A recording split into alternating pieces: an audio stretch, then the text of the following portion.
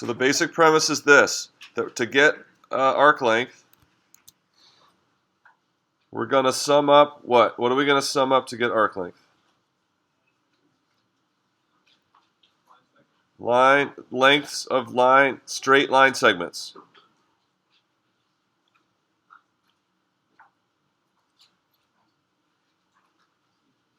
And each one of those is found by what basic principle that you know?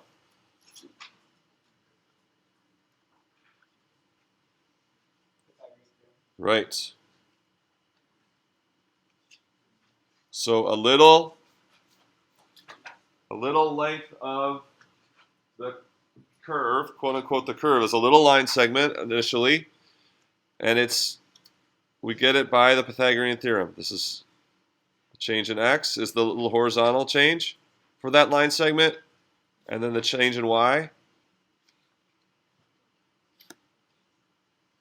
And so it all begins with, what is that little length of line segment? By the Pythagorean theorem, the square root of the sum of the squares of the change in x for that line segment and the change in y for that line segment.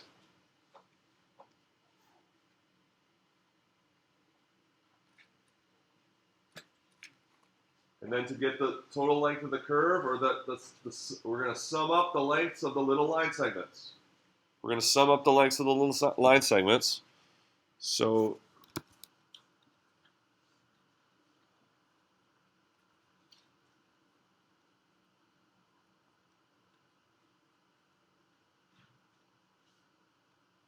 that's the general premise of the proof. And so you follow that along on the video, or I think if you had recitation Friday, you worked that through on Friday. And that whole, like I said, that whole derivation, there's nothing hard about that. I want you to learn it for the exam. The principle involved is setup and then the algebra. And when all is said and done,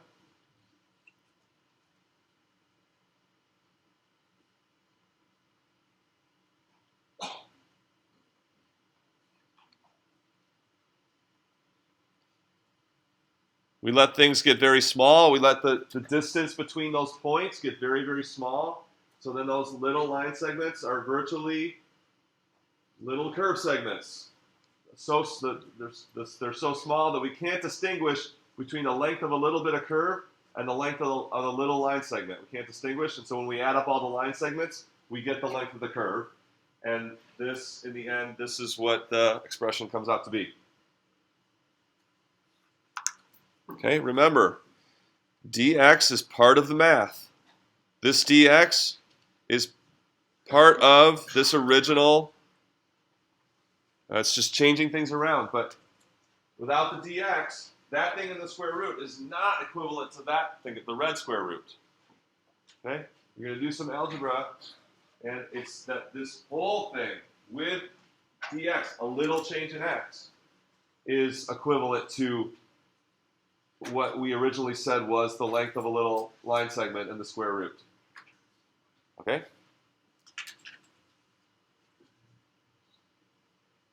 So this is what our ds is, which we originally called delta s. Okay? So the whole thing is ds, equivalent to what's delta s.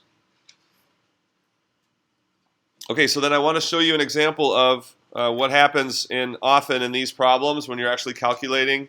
There's just an algebra thing that happens, so I want to do one example of it because most of them are rigged this way. So we're going to do number 10 up there. We'll do number 10 here from the book, and I'll show you what happens.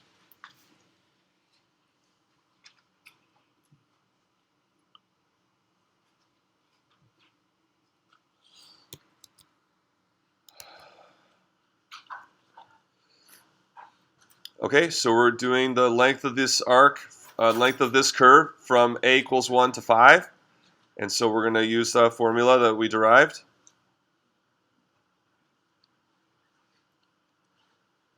So we need the derivative squared. That's what it calls for, the derivative squared under there. So we need y prime. So y prime looks like x squared,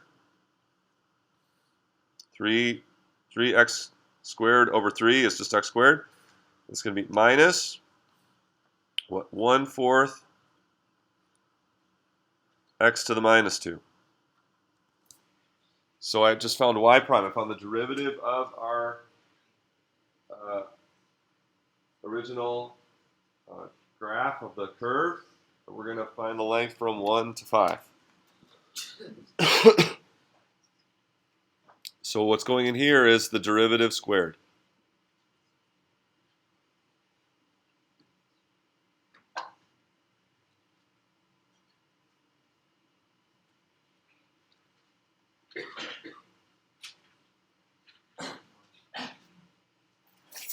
Question, yeah? Should I do 1/8 since it's 2 squared? No, because the power was -1, right? It wasn't -2 to start. So I'm doing the derivative with power -1. Okay. Yeah.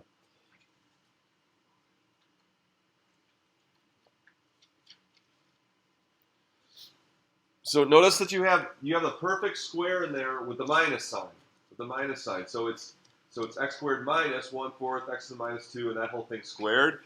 And what's going to happen is we're going to multiply this whole thing out and add things together, and then the whole thing will become that same binomial squared, but the conjugate, x squared plus 1/4 x to 1/4 x to the minus 2.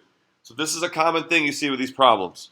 We're going to multiply this out, and then when we add the 1 in, it's going to be, the whole thing is going to become this with the plus instead. And with the square root of a square, we can then, those undo each other, and we'll get rid of the square root. So let's see how this works. So we're going to get 1 plus x squared squared minus 2 times this. Well, x squared times x to the minus 2 is just 1. And we're going to have 2 times -1/4, which is going to be minus 1/2.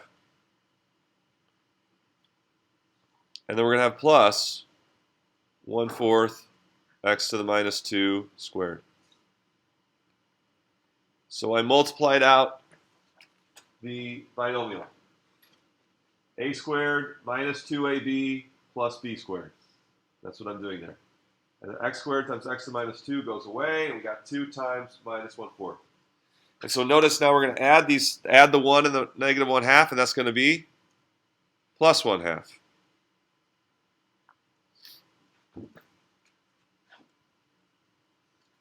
And so now we have basically the same binomial we just expanded, but with a plus instead of a minus. Now we have a squared plus 2ab plus b squared.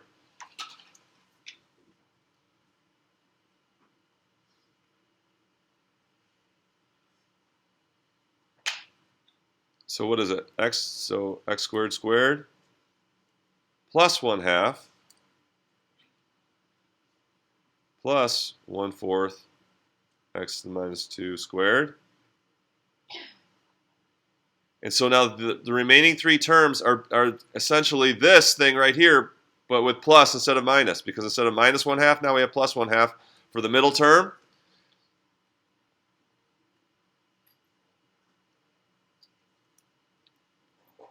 So we have x squared plus 1/4 x to the minus 2 quantity squared.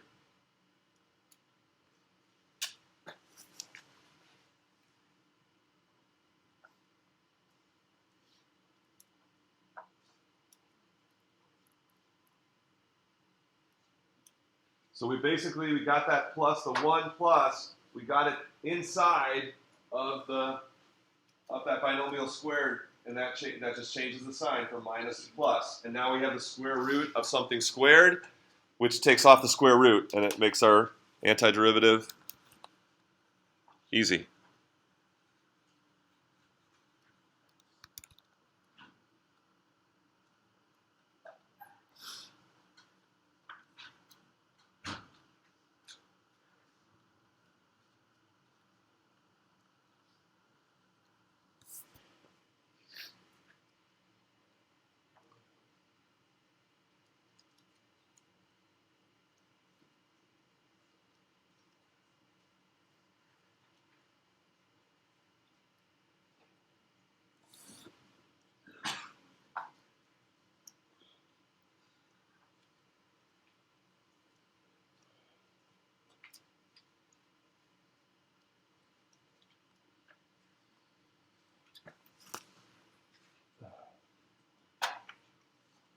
And then you're gonna get some value. You're gonna put 5 in, plug a 1 in, subtract. You're gonna get some value. And what is that? That's the length of that curve, x cubed over 3 plus 1 over 4x, starting at 1, ending at 5.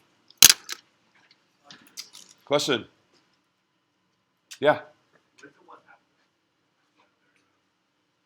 What's that? Where does 1 half be? X squared plus 1 half. It's a trinomial. It's a perfect square trinomial, right? This is a squared plus 2ab plus b squared. That was the whole point. Perfect square trinomial. Back from what? Algebra 2. What does that equal? A squared plus 2ab plus b squared. So we also know that, right? From back from Algebra 2.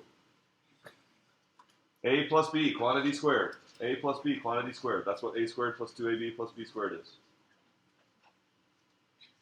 Okay?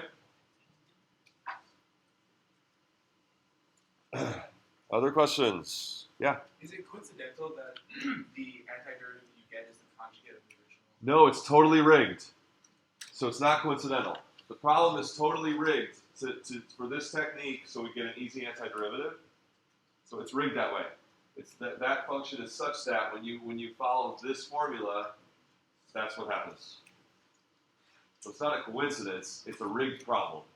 It's a function that's rigged so that that's what happens when you do that integral. So then is there a way to just like look at a problem and be like, oh, they've given us this, and just like, I guess skip this work so we have time, and skip this work so we have time to do other problems? No, I just spent the time to do this, so I want you to be able to do this. Yeah. It's just when you change the sign of the middle term. So the conjugate of a binomial. So this is the minus version, right? And the whole point was that we end up getting the plus version. That's called the conjugate. So something minus something, its conjugate is that same something plus something. You change the sign of the second term, and that makes it the conjugate.